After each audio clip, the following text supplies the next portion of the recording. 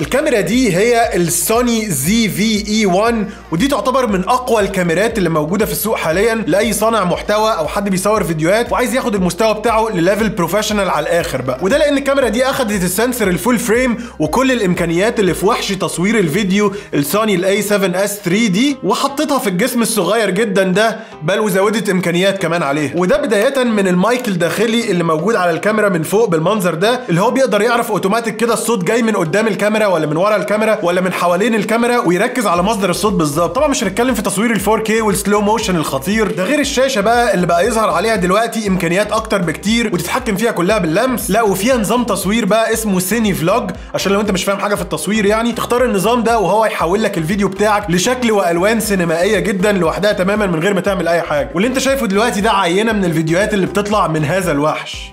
ايه رايك؟ لو عايز تعرف تفاصيل اكتر عن الكاميرا دي وامكانياتها دوس على اللينك اللي في البايو.